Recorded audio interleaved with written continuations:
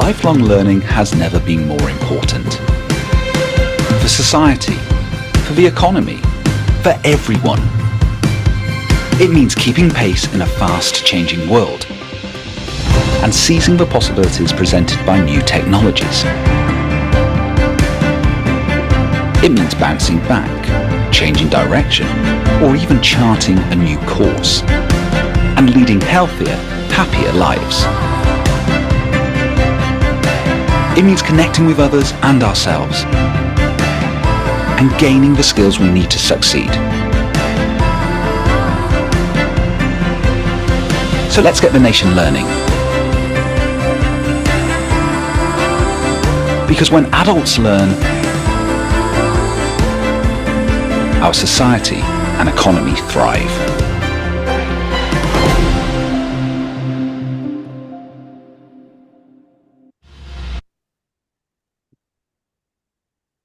Hello everyone, good morning and welcome morning. to the 2026 Essential Skills Summit. My name is Stephen Evans. I'm the Chief Executive of the Learning and Work Institute. Now we kicked off there with a video about our Get the Nation Learning campaign.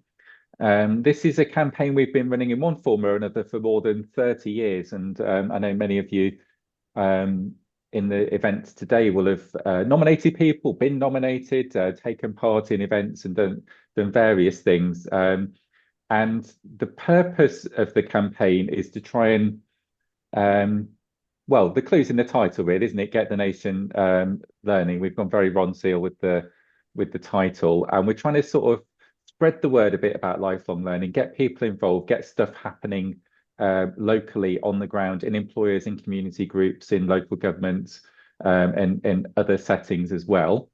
So the two particular asks of you all today is, number one, get nominating if you've got amazing learners or providers or community organisations or local government or others.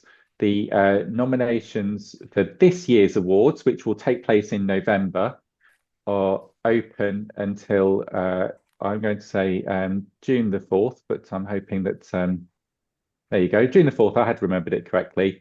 And you can see on the screen there's a QR code which will take you through to the page where you can learn more about nominating. There's loads of great categories. We're going to hear a bit more about that later as well. And hopefully the kind team at LNW are also going to put the web link into the chat for those of you who prefer that to the QR code. So get nominating, and also think about whether your organisation can sign up to our charter, which is all about saying, I value lifelong learning and I'm going to do a bit more of it and get some more of it happening. So a bit more on this topic as we go through the morning, but that's plug number one out of the way. Now, essential skills, this kind of covers quite a wide set of things, doesn't it? So everything from English language, literacy, numeracy, digital capability, financial literacy, some other ones that I've forgotten, health literacy, community engagement, citizenship. A lot of different things are really essential capabilities and skills for life, work and society in the 21st century. And yet we know across the country there's lots of people that need some extra help, or need some extra support, or need some extra opportunities to gain these skills and these capabilities. And in fact, across England, 9 million adults have low literacy or numeracy, a figure that is depressingly stable over the last 10, 15 years or so. And successive governments have cut the funding and cut the focus on these essential skills, both in England and to a greater or lesser extent across different parts of the UK as well. So there's fewer adults having the chance to learn these skills, and yet the need is still there. But I'm going to try not to be any more depressing than that. Those of you who've heard me speak before will know I've got a depressing stat or graph for every occasion, which is one of the many reasons I don't get invited to parties. So we're going to try and be positive this morning, and we're going to try and make the case for doing better and look at how we can do better, how we can widen opportunities, how we can get adults, employers and others engaged and gaining and learning these critical skills and capabilities.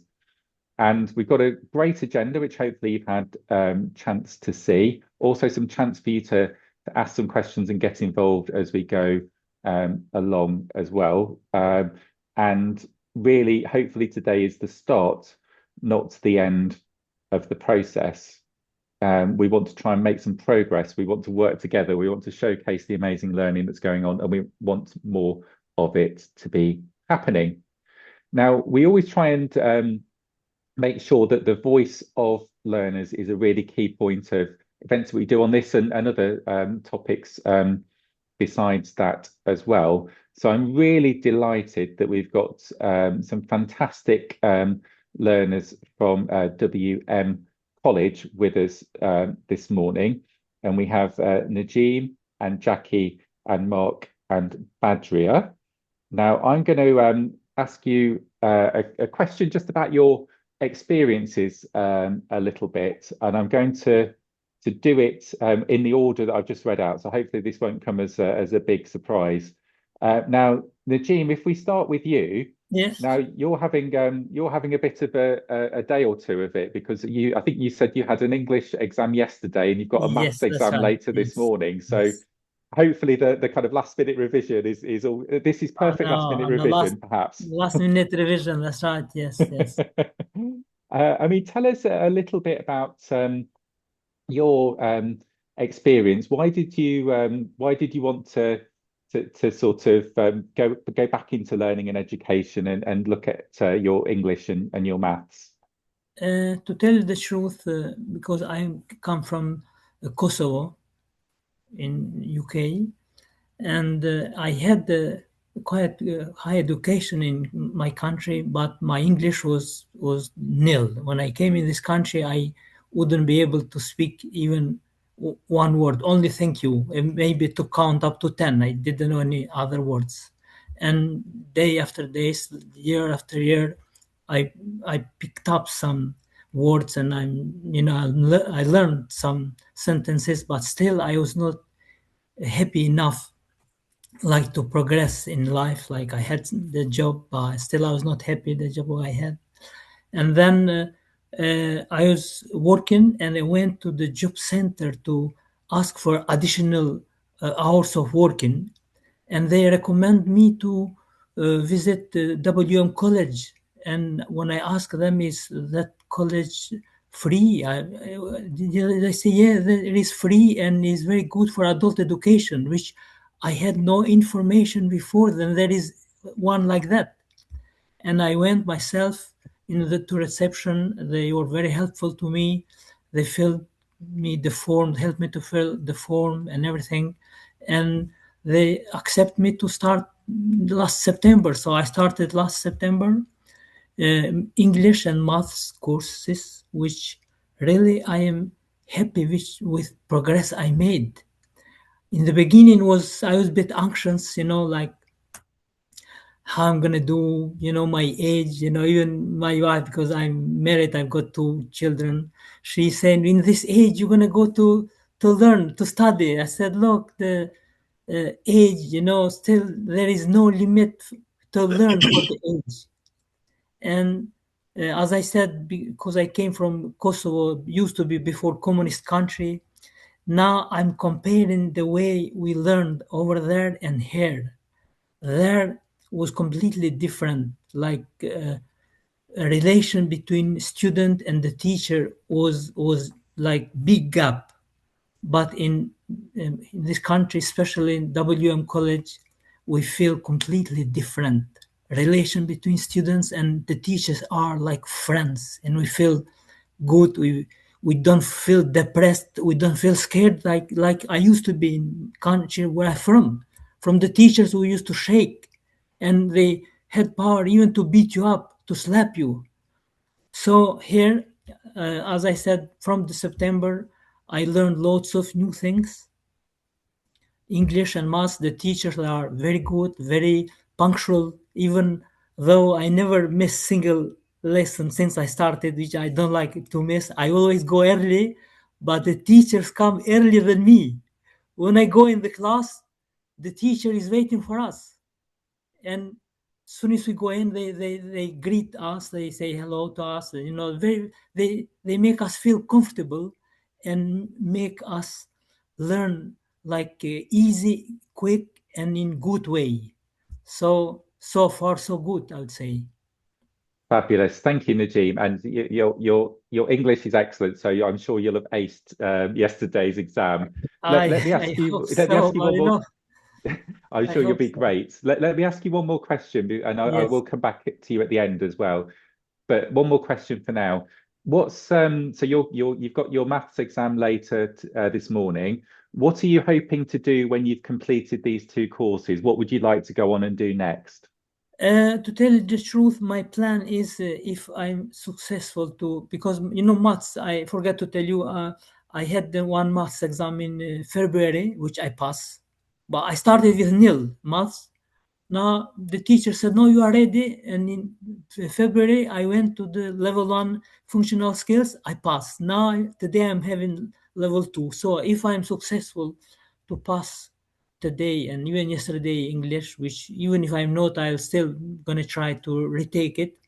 My plan is to work like to have maybe little additional course for security guard because I'm quite aged, you know. I'm 61 of age, and I left. Still, I left few more years until I retire. So as long as my health okay, still I'll try to work more. So I love to work. Without work in life is not good. So my plan is to have that job. Like if I'm successful in these two courses, like security guard somewhere to work in any security industry or something. Perfect. Thank you, Najim. I'll come back to you at the end, but let me move Okay. on to Jackie now. And Hi. Jackie, morning. I know you're studying English functional skills. Can you tell us a little bit about why you wanted to do that and your kind of experiences getting back into education? Right. Well, I was born from Caribbean parents who came here in the 60s. And although I was educated, unfortunately, I had an accident, which I lost my memory. And as much as the UK is geared up for things in the NHS, not to help you to regain things. So when people are talking about things like nouns and all these things, I literally thought, oh my God, that's a foreign language. What do you mean? I can speak English. But it wasn't good enough because it made you feel really like almost like you were a slow learner. And I began to put myself into that category. So then it kind of knocked my confidence, because when you have a neurological problem, if you don't look disabled, you are treated so differently. So for me to even think about going back to college was such a difficulty. I don't even live quite near this particular college, but it had such really good reviews, and I needed people who would be able to help me when I felt low, or to understand that just because I might sound like I can speak good English and I was educated, it's like a mess in my head. So I wanted to feel more confident and capable in daily life, especially not just to be able to work, but to do in everything that I did. I wanted to also prove to myself, as well as to others, that it's never too late to learn and to improve. And that's the key for me. You know, it's like opens up a whole new world because I can do it. Um, so, and also being able to feel more independent, that I don't have to say to somebody, what's that? What do they mean when they're talking about this?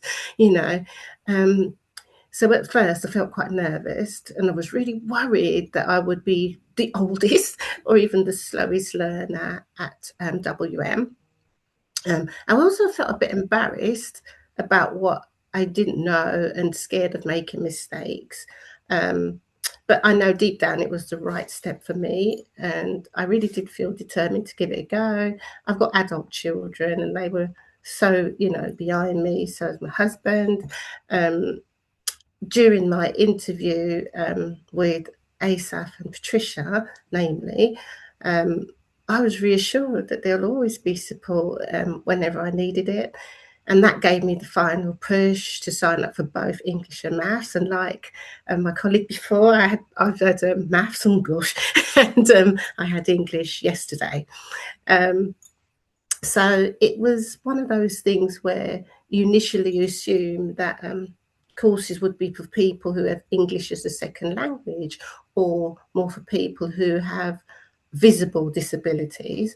But these type of courses, for me, it offers adult learners from different backgrounds to improve not just their knowledge, but like in my case, to enhance kind of what I already know and to put it into place, also to gain a qualification. It was really weird going back into the classroom. I was like, oh gosh, and I, had flashbacks of teachers, being a 70s, 80s kid. But these teachers were kind, very patient, very supportive, explained everything slowly, very slowly. But bit by bit, things started to make sense. And I began to enjoy it. And for me, that was the key word, because if I didn't, I wouldn't have known, I didn't know if it would have set me back.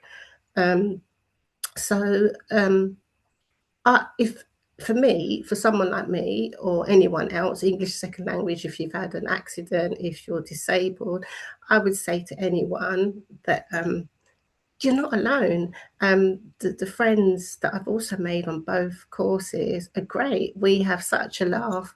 We've even cried together. We've laughed together, and it's all about that support. And I think being adults, you see that opportunity differently, because you're given this chance where I know it's all about funding, but where else can you have in this world where people are given this opportunity, rather than being in a rut, to build on and make the best of the life that they had? And age is nothing but a number, trust me, because you got to get out there. So for me, I would say to anyone, start small, choose the thing that you really want to improve. Like for me, it was just the background knowledge of English and even maths. Be punctual, really important, because your teachers are there, so you should be on time. Attend, and also participate in the lesson. It doesn't matter if you've got poor English or you might not remember the steps, just have a go. And remember, there's no rush or pressure. And I just think that knowing that it will change your life for the better, I think it makes every bit worth it. So that's me, really. Fabulous. Thank you, Jackie. Appreciate you sharing your story, and some similarities with what Najim was saying as well, in terms of age just being a number, being a welcoming environment, about being punctual. Try and beat the teachers into the classroom is the emerging theme of this session. And I should say to you as well, really good luck with your exams. We seem to have Thank you. scheduled this in the middle of everybody's exam season, so I might maybe saying that to my next two guests as well. But thank you, Jackie, for sharing that, and good luck to you with your exams and exam results. Let me bring in Mark next. And Mark, tell us a little. I think you're studying maths course. Can you tell us a little bit about why you wanted to do that and your kind of experiences getting back into the classroom? Yeah, certainly. I started my journey in maths with Working Man's College in 2025, I believe, which I successfully passed my level 1 functional skills. I'm currently doing my level 2.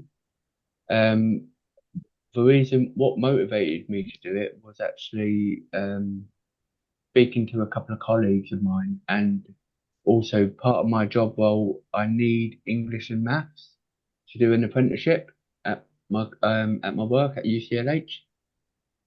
So they require level 2 English and level 2 maths. I've done my English at another college. So yeah, it really inspired me to join and start the journey, as it were. Fab. So yeah, so your kind of learning was really to then help you with the requirements of your apprenticeship. Have you kind of how have you found the learning so far? Have you kind of found it useful for work? Have you kind of found the class engaging and welcoming?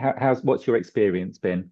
The experience has been good because I feel I was to be honest, I was a little bit anxious starting adult education at 44.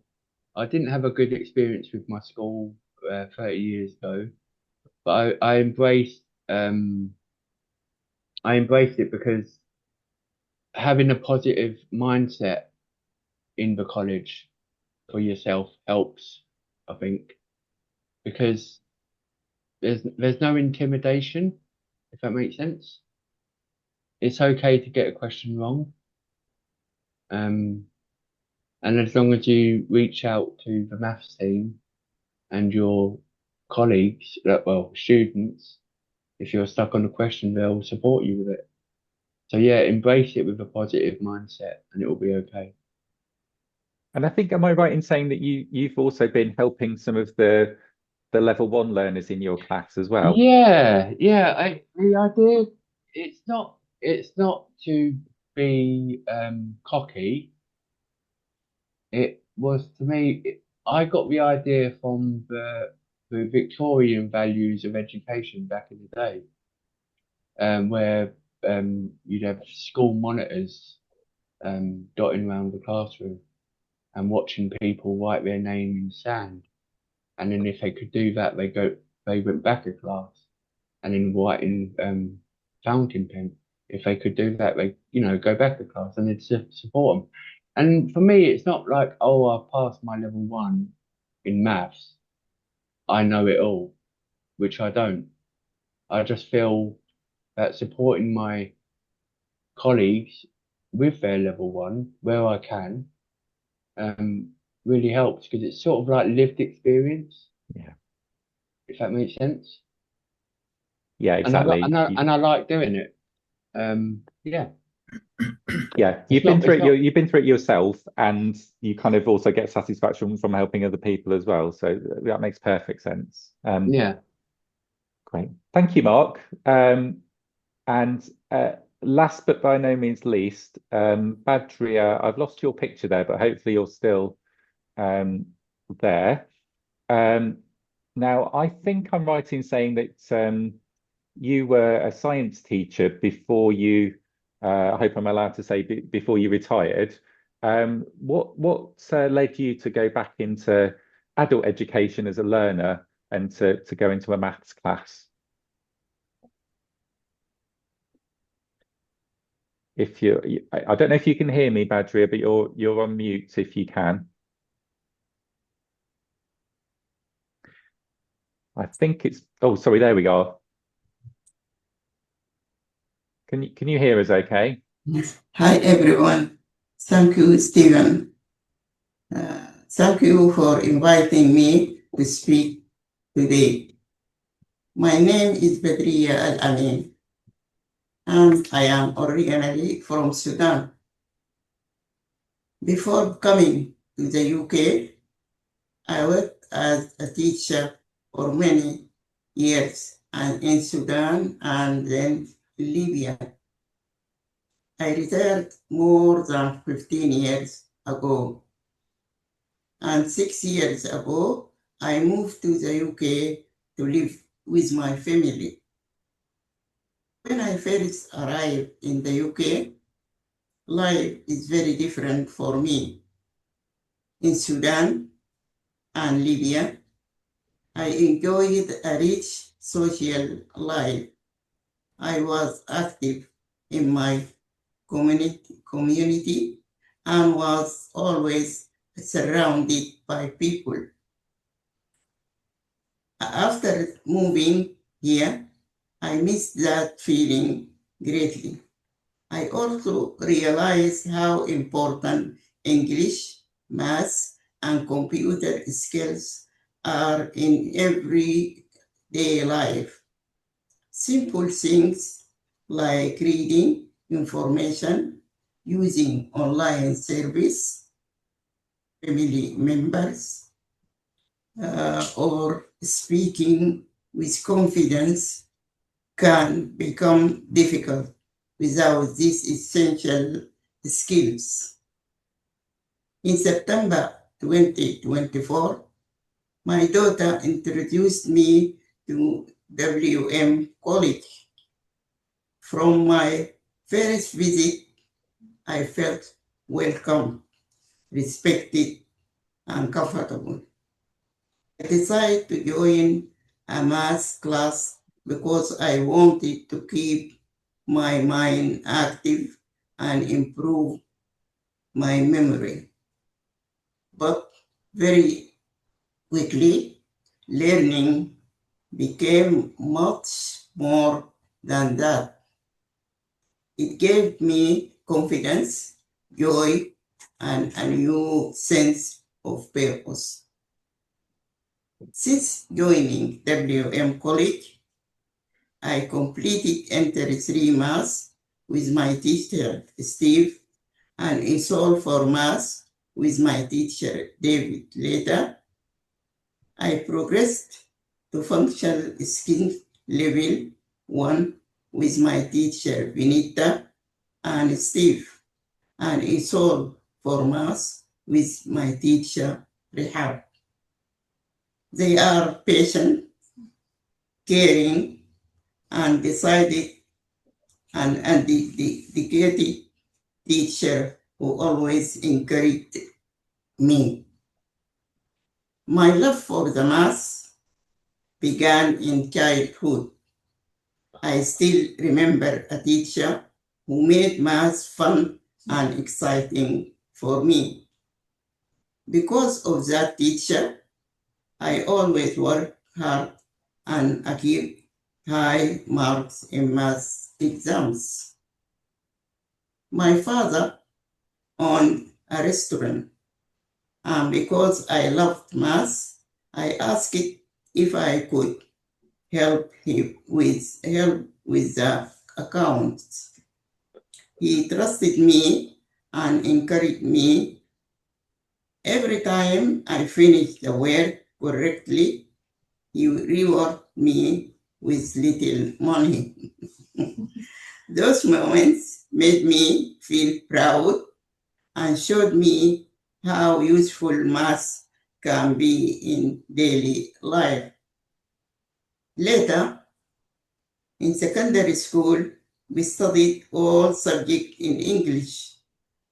I especially loved geometry because I dreamt of becoming an engineering for one day.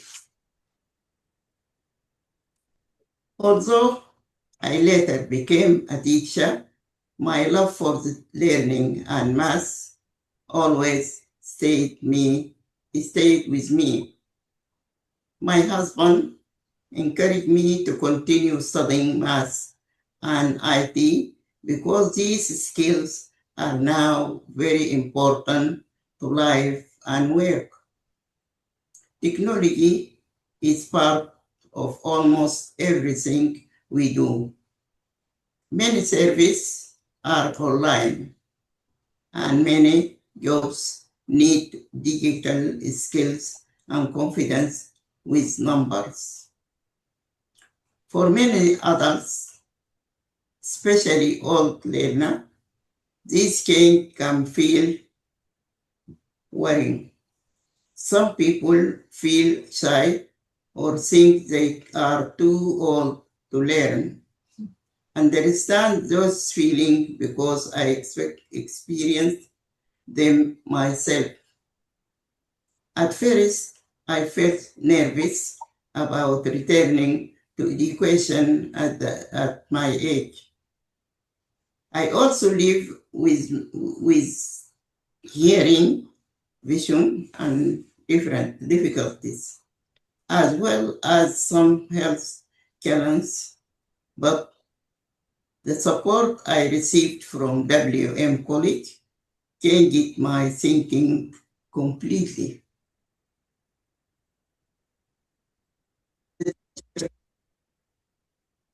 WM College changed my thinking completely. The teacher treated me with kindness, patience, and respect. They helped me feel that learning is possible for everyone at every age.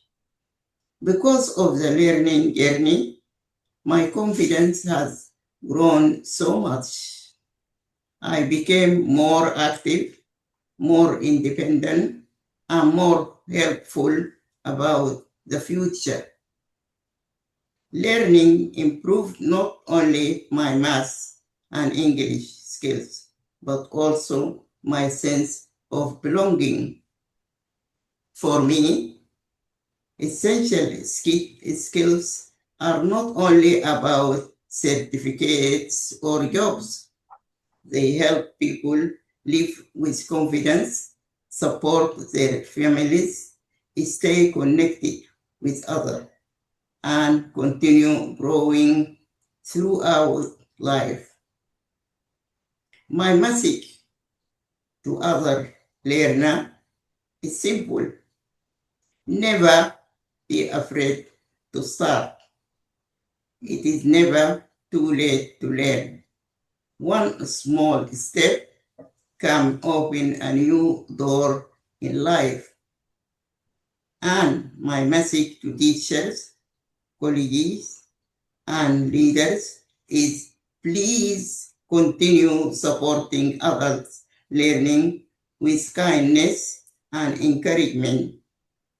Sometimes a little support can completely change someone's lives. I am deeply thankful to WM College leaders, the math team, the ALS wonderful team, and all my teachers for helping me rediscover the joy of learning despite the challenge I face. Today, I feel proud, confident, and excited to continue learning, Thank you very much for your listening and your time. Thank you. Fabulous.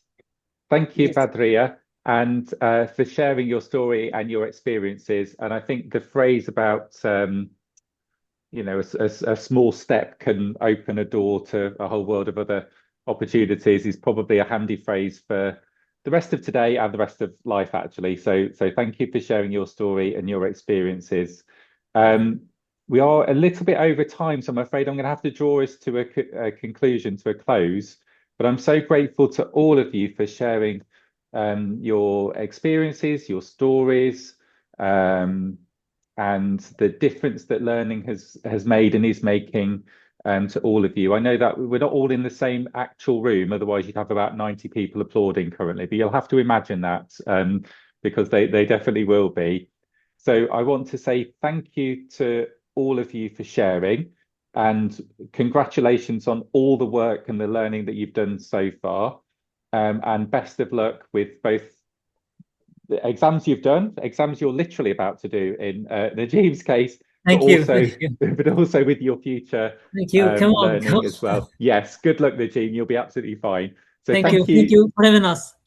Thank Thank you, you. everybody, for sharing. It's much Thank you, Stephen. appreciated. Thank you very much. I know all of the attendees will have valued that as well. Right. So follow that.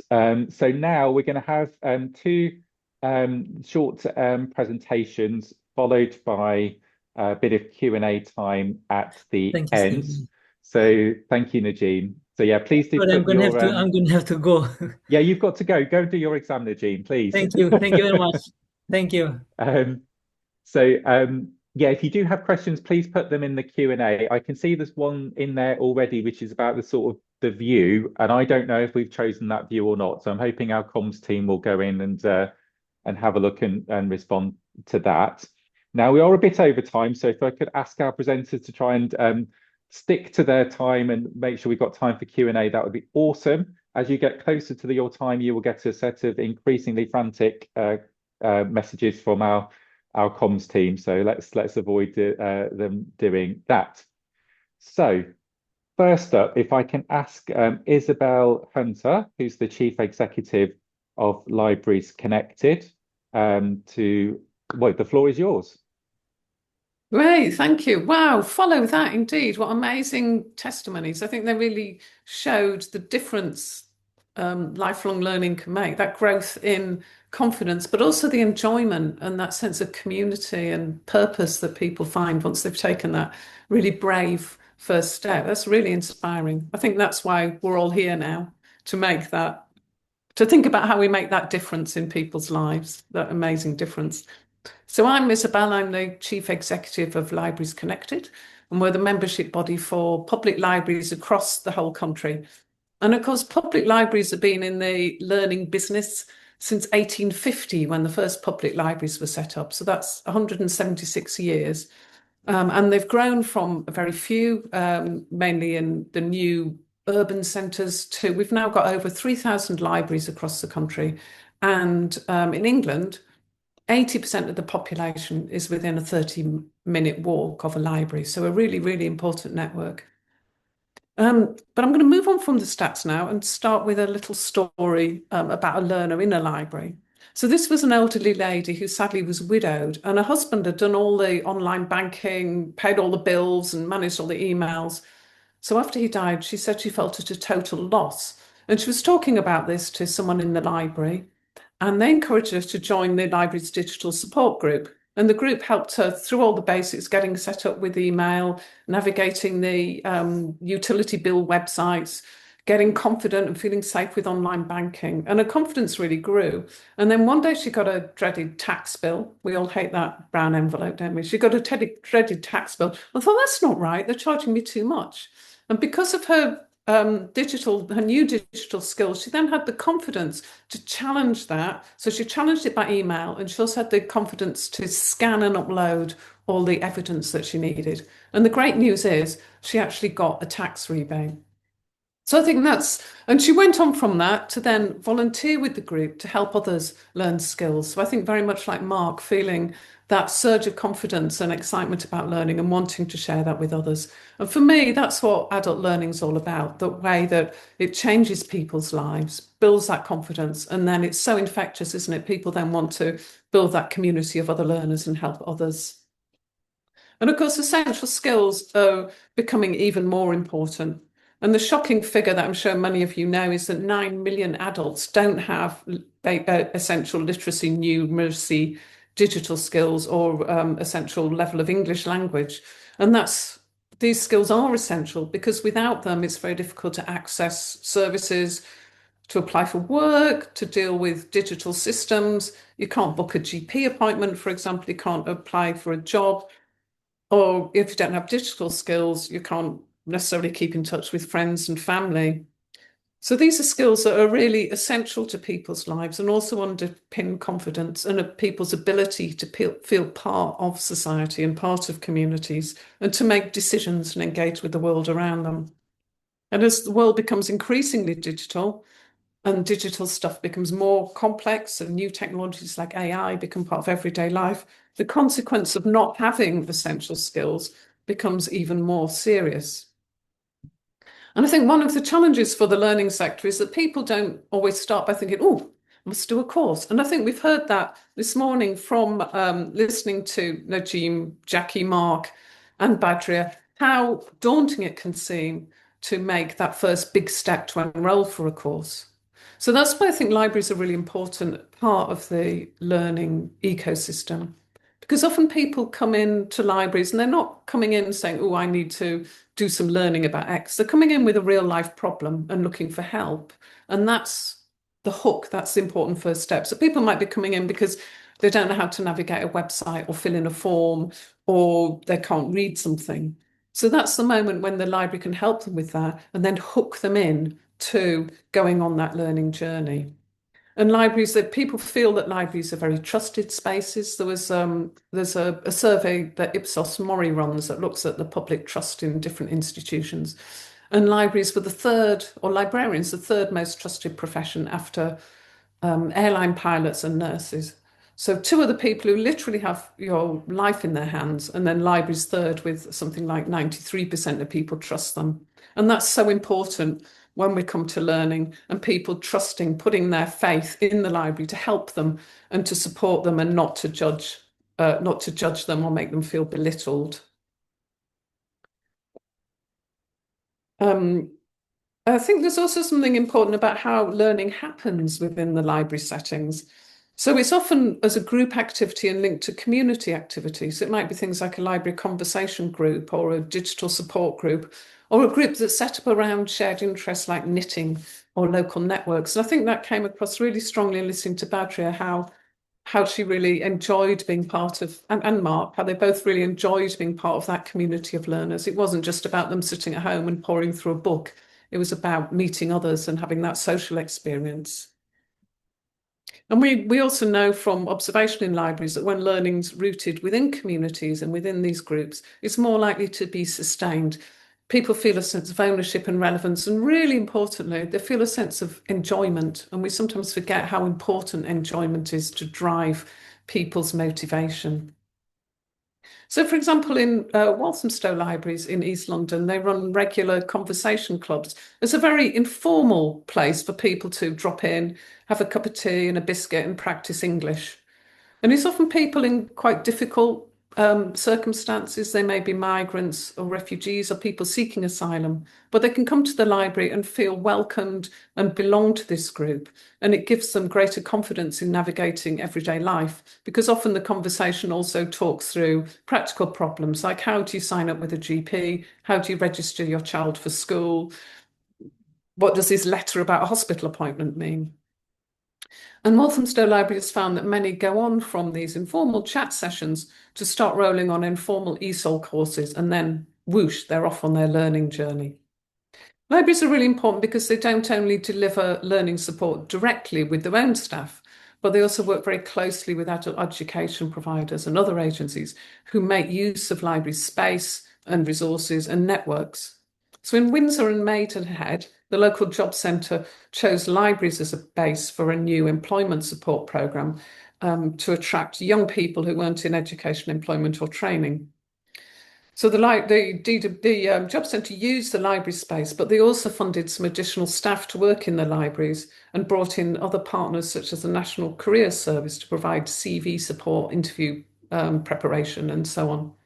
And this was all delivered in a very familiar environment where the young people didn't feel they were being judged or stigmatised for not having a job.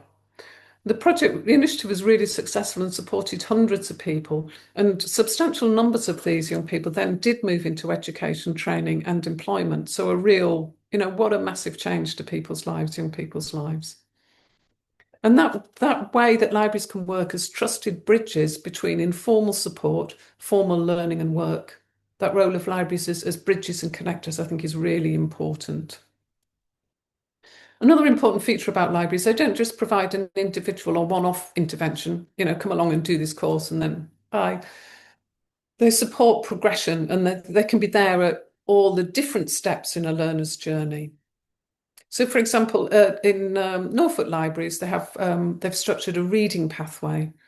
So people start off with very basic literacy support and library-based support and reading buddies, and then they're supported to move onwards into formal qualifications. So it's quite a deliberate road that individuals can travel at their own speed and their own pace. And I think that's really important for people who are scared or really don't want to engage with formal provision or feels that's too far off, for them to have a safe and supported pathway with someone walking along by the side and encouraging them at every step. I think that can be transformational. So I'm really interested now to listen in on the next session and learn from everybody.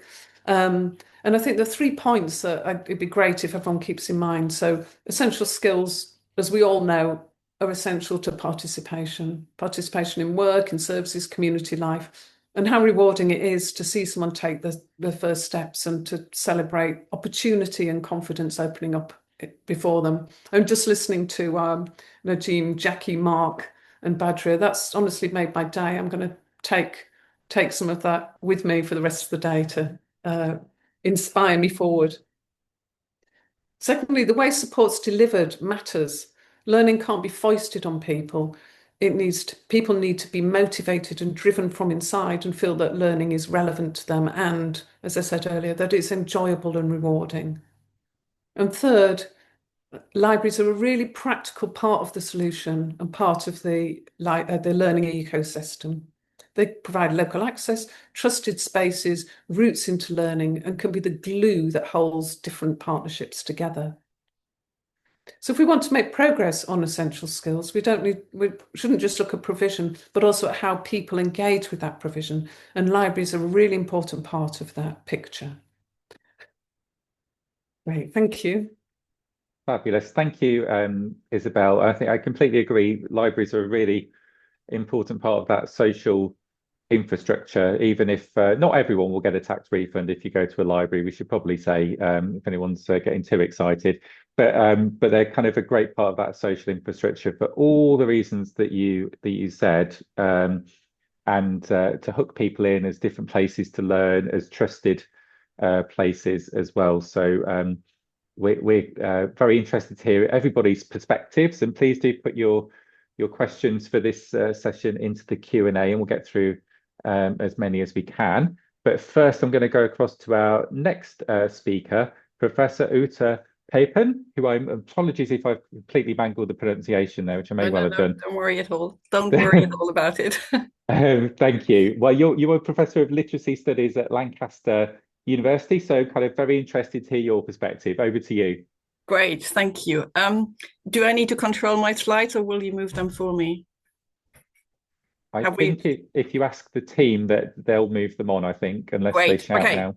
So maybe just go over to the next slide then. It was really interesting. First of all, I want to say it was really lovely and really interesting to hear about from the learners and also from Isabel. So I'm doing what you could call some kind of critical history and analysis of adult literacy, numeracy, and ESOL, looking specifically at England, but also beyond England, Scotland, and Australia. And what I really want to talk about a little bit today is, what's the current focus in policy and practice, and what are the current priorities. But I'm thinking a lot about who is reached, who benefits. And we've heard already about, who benefits and really enjoys and gets much out of the learning. But also I'm looking at, what might be missing and who might we be missing. And are there things, that we need to do to how we could rethink policy. So if you could go to the next slide. So looking at the current policy, I also have to say that I've been doing research on adult literacy for quite a long time. And I started my own career under Skills for Life. And I remember having had funding from Skills for Life. So I do have a tendency to also look back a little bit. So if I look at current policy, I think the main, the core values and goals behind it seem to be employability, economic development, work-related skills, helping people to achieve qualifications, and all that is captured in the functional skills suite of classes and programs. We already heard at the beginning, there's been a lot of funding cuts, decline in participation. So somehow this makes me think maybe something isn't totally working and quite right in that policy. I also find it very striking that there's a strong belief in accredited courses and in learning that has to be assessed by exams. And overall, at least looking at policy documents, it looks like it's quite an individualistic discourse and something that I would call moving on. You do one class and then you do the next and then you do the next and you would try to get further. Interestingly, of course, today, all you learners, you spoke about how important the social aspect of learning it and how much you benefit from that. So can we move on to the next slide, please? So one of the things I've been doing, and I hadn't intended to do that, but it just struck me as part of my research that there have been quite a lot of changes in how we talk about adult literacy. I started calling it adult literacy, numeracy, and ESOL. As I said, I worked with Skills for Life. Names have changed, and I think names matter. So Skills for Life is now functional skills. Skills for Life is still around in a governmental web campaign of, I've copied a few images from this website from that campaign. So the slogan Skills for Life is still used, but it's also framed by something called Skills for Careers. I also find it very interesting that literacy has been replaced by English. The adjective adults, the designation adults has been dropped. Education has been replaced by skills. The adult education budget, through which the government funds adult literacy and numeracy and ESOL, has been renamed to Adult Skills Funds. In Australia, very interesting, they also called everything adult literacy and numeracy, and now it's called foundational skills. Only in Scotland, it seems that we still have this phrase and this term, adult literacies. So I'm just leaving that here with you, but I think that's something interesting to consider in terms of the current programs and policies and the current focus. The next slide, please. So beyond names and policy, what's happening in practice? So I've been talking to many, many people in the sector. I've been doing about just up to, I think I have now done about 30 interviews with practitioners working in colleges, in adult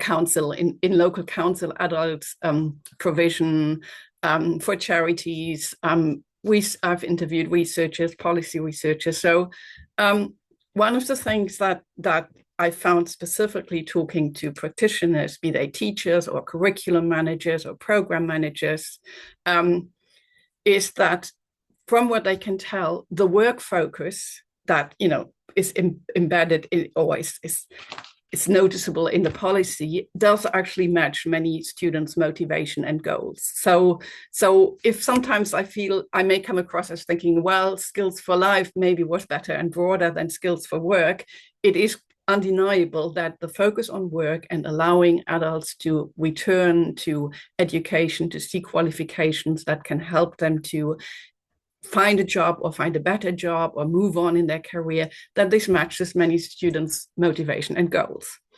It's also really important, and I think that has come through today also from the learners who spoke earlier, and many of the practitioners I talked to talked about this, how important a return to learning for adults can be as a kind of second chance, people having had difficult experiences in schools and wanting to rebuild their confidence. So already I think that's quite interesting, because somehow it also means, yes, there is work-related motivation, but actually benefits might be wider. Maybe initially one doesn't think about, oh, it will be a second chance and I will be feeling more confident. Maybe initially the motivation is purely in relation to work, but there's clearly something happening that makes learning enjoyable and leads to greater confidence in many areas of everyday life. So, and again, of course, we heard about that today. There is, however, I think sometimes perhaps a little bit of a mismatch between, for example, what the governmental campaign says about, you just have to turn your potential into superpower, and it's going to be really easy. And you get, pictures of students and teachers in really nice, well-lit classrooms, everything being easy and learning being without struggle.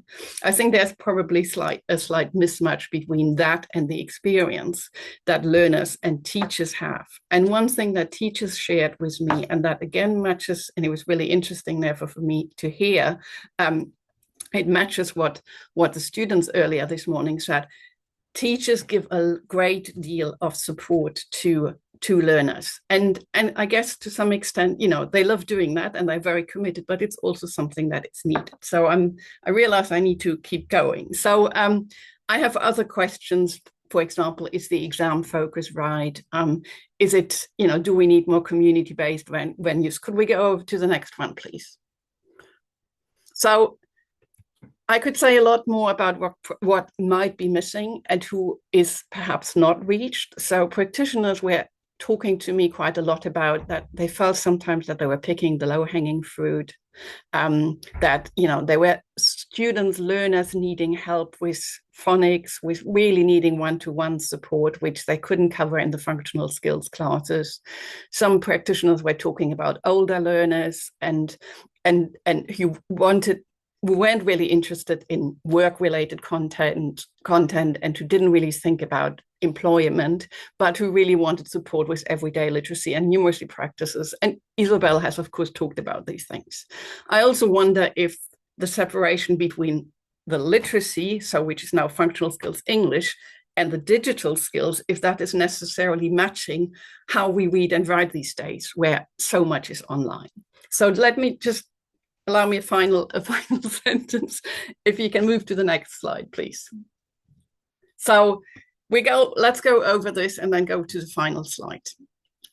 Looking at all these things, the kind of seeing on the one hand that the focus on work, on qualifications, on moving on works for many, but perhaps not for others. I think there is something to think about in terms of the future of essential skills and how what we perhaps are missing, we heard about it today, but we are missing it in kind of research, in our engagement with policymakers, is how we capture and perhaps even measure the wider benefits of learning in terms of confidence, in terms of health, in terms of citizenship. And how can we lobby government to consider its responsibility for adult learning beyond these kind of more skills and work-related aspects. So I think that's the main thing that I feel like I ought to do, and maybe you as an organization and would also sort of think about and want to consider and want to try to work on. In that respect, we also, I think, need to perhaps reconsider the content of current programs. And again, as I said, I do wonder whether the role of having separate digital skills classes from adult literacy classes, whether that matches people's current experiences and also their needs.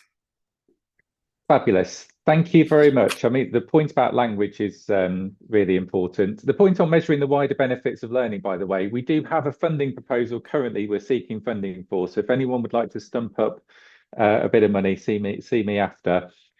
We are over time, so I'm going to have to just wrap us up on this session at that point. But can I thank you both so much for those perspectives. I think the points about language and what other countries are doing and how you tap into motivations is vital. And libraries, as I say, is such a vital part of the social infrastructure. So thank you both for sharing your experiences. Now, I promised you earlier that we were going to talk a bit more about Get the Nation Learning. And I'm delighted we have Major William Dunlop with us this morning. We've been working with the Army for a long time and their work around adult literacy and numeracy. And we're really pleased to be working further with them on it now through Get the Nation Learning. To tell you more about that, William, over to you. Well, thanks very much, Stephen. What an inspiring session so far this morning. I think the importance of essential skills to individuals has come out really clearly from this. Perhaps in the next couple of minutes, if I could just sort of add on why employers should care about this. We're obviously quite a large employer, about 75,000 full-time people. We have about 6,000 joiners a year, and we really see this sort of gap in skills with a lot of those joiners. We recruit a disproportionately high number of people from the most deprived areas of the UK. We have quite a lot of ESOL learners because, of course, we recruit across the Commonwealth as well. Most of our joiners are in the very early stages of their career. For most of them, we're their first full-time job, and most of them are going to leave us and join the UK civilian workforce for the majority of their working lives. And in that context, we need them to be able to do complex tasks and to handle difficult things. So clearly, for us, the literacy, numeracy, digital skills are essential in their own right. But the thing that we really find is that they're the gateway to further learning as well. I think that's partly because it's sort of those essential skills enable you to learn. They give you the basis for learning, but equally important, I think they build confidence. That was certainly something that came out in the testimony that we heard earlier. And so that they sort of build confidence and make you realize that perhaps even if the education system hasn't worked for you in the early part of your life, actually it can. And that it unleashes that creativity and that ability to think and to develop. and we see that again and again with the people who serve with us. And that's really important because, as I say, they when they leave, which they will at some point, we want them all to be able to thrive and to lead in a civilian context. So that's why we put such a premium on essential skills. It's something that we address right at the start of training. Virtually all our soldier joiners go through the Army Apprenticeship Scheme, and therefore they need to have those skills to join their apprenticeships. About 12,500 of them on program at any one time. So it's something that we have to put a lot of effort into, but it pays itself off handsomely. So that's why we care about it. And that's also why we're sponsoring the Essential Skills Award for Get the Nation Learning for this year. We've already heard some really inspiring stories from Najim, Jackie, Mark and Badria. And I'm really looking forward to hearing more about that as we go through that judging process. There's still a couple of weeks left for nominations. I'm sure the team at Learning Work will put the link and the guidance and the nominations there. It is quite broad for that award. It can be an organisation, it can be an individual learner, it can be somebody who's teaching. So we're really looking forward to hearing about that. So please do, if you feel you've got someone who deserves that recognition, we would love to hear about them. Now back to Stephen for the next session. Perfect. Thank you, William. And thank you to the Army for the support for that award. Please do get nominating for that and for the other awards too. The link is in I've lost it now. The link is in the chat. So please do click through from there, particularly if you didn't catch the QR code earlier. And we look forward to reading all those nominations. Now, we are a couple of minutes over, so apologies for my hopeless chairmanship. The good news for all of you is that this is the last bit of chairing that I'm doing this morning, because we're going to be going to the breakout sessions now, two really good ones, and the links for those have just appeared in the chat, and they're also on the event page on our website as well. So please do click through and join in those and join in the conversation. But I will just wrap up, because we're not coming back to this session, by saying a big thank you to all of our speakers who've contributed this morning, and particularly, of course, to our learners first as well. And thank you to all of you for joining, and thank you to the L&W team for putting the webinar together and making sure it all runs really smoothly. As I said at the start, this is a beginning for us, not an end. This is such a vital topic, and we want to do more on it, and we want to push it further up everybody's agenda. So if you have thoughts on that, if you have interesting things you're doing, if you have stuff you want to work with us on, please do let us know. But in the meantime, thank you very much, everybody, and enjoy the breakout sessions. Thank you.